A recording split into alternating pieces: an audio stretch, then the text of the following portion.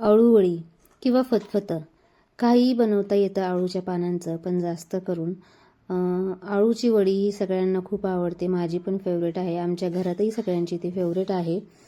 तर अळूची वडी बनवायला आपण एक वाटण तयार करून घेणार आहे. त्यासाठी लागणारे आपल्याला हिरवी मिरची, आलं, लसूण, जिरे यांचं आपण आधी वाटण तयार करून घेणार आहे.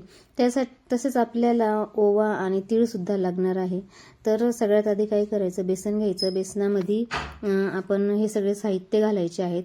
कोरडे मसाले ह्याच्यामध्ये घालायचे, चवीनुसार मीठ घालायचं आणि ज्या भांड्यामध्ये मी वाटण काढलं होतं त्याच्यात थोडंसं पाणी घातलं आहे आणि ते पाणी मी त्याच्यात टाकलं आहे. आणि असं जास्त पातळ नाही, थोडंसं घट्टच ठेवायचं, म्हणजे वडी आपल्याला छान तयार करता येते. आणि पानंही मी स्वच्छ धुवून घेतलेले आहेत, खूप छान हिरवीगार पानं आहेत. आणि आणि एका साईडला पातेल्यात मी पाणी पण गरम करून घेतलं आहे. चाळणीला तेलसुद्धा लावलेलं आहे, म्हणजे खाली आपली वडी चिकटणार नाही. आणि मग काय करायचं, जेव्हापर्यंत पाण्याला उकळी येते तेव्हापर्यंत आपण वडी तयार करून घ्यायची. गॅस मी एकदम कमीच ठेवलेला आहे. तर तुम्हाला मी ज्या पद्धतीने दाखवले त्या पद्धतीने तुम्ही असे पानांना बेसन पीठ लावून असे एकावर एक ठेवून वडी तयार करून घ्या.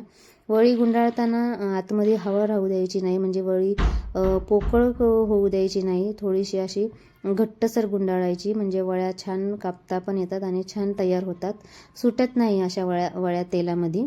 आणि ज्या प्रकारे मी दाखवले त्या प्रकारे बघा तुम्ही वडी तयार करून घ्या.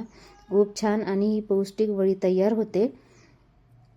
आणि 15 ते 20 मिनटं फक्त आपल्याला गॅसवर उकळू द्यायचं आहे वाफेवरती, आणि लगेच ही वडी तयार होते. जास्त वेळ ह्याला लागत नाही आणि तेलामध्ये लगेच तळून घ्या ही वडी, खरपूस अशी खमंग. तर अळूवडी हा एक चविष्ट आणि पौष्टिक पदार्थ आहे आणि आपल्या आरोग्यासही याचे अनेक फायदे आहेत. पण ज्या व्यक्तींना युरिक ॲसिडचा त्रास आहे त्या व्यक्तींनी ही वडी खूप कमी प्रमाणात खावी. आणि ह्याचं फतफतही बनवलं जातं, तेही खूप छान लागतं फतफतं.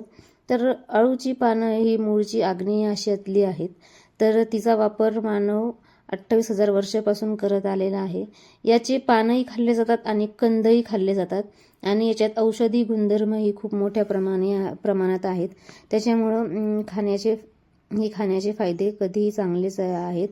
तर अशा प्रकारे बघा बारीक मी चिरून घेतलेले आहे. एकदम गार होऊ द्या, गार झाल्यानंतर चिरा, म्हणजे छान ह्याचं वड्या पडतात आणि तेलामध्ये खरपूस खमंग भाजून घ्या.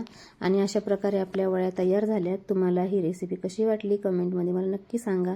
चॅनलला सबस्क्राईब करा. धन्यवाद.